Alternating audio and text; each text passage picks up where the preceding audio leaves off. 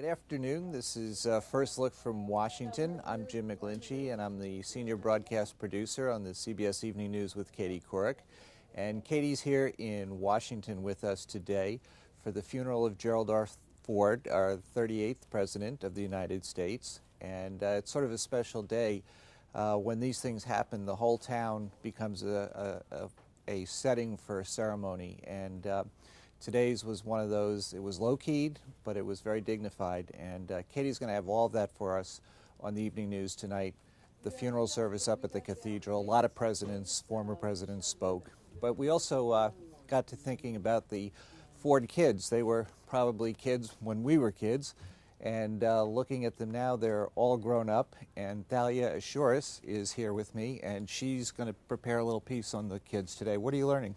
All grown up like the rest of us. Yeah. Yes, right? Yeah.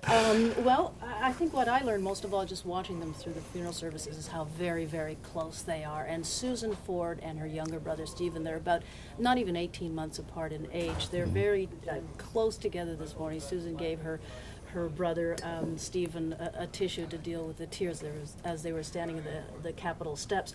But what we learned was that Susan Ford, for example, had her senior high school prom in the East Room of the White House, which is, I bet no other teenager could actually say that. That's true, yeah. And I certainly remember Stephen Ford being an actor after the president left the White House on The Young and the Restless, and had a part in When Harry Met Sally. The others we don't know as much about, but have been married and have children, and we'll find out some more.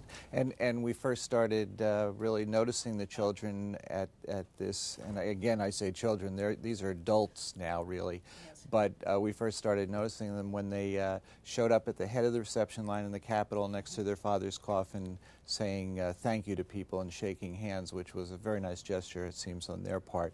So we'll have all of Thalia's story tonight on the evening news, and Katie will have a lot more, and we'll have some interviews with Douglas Brinkley, the historian, and Bob Schieffer, who also covered President Ford.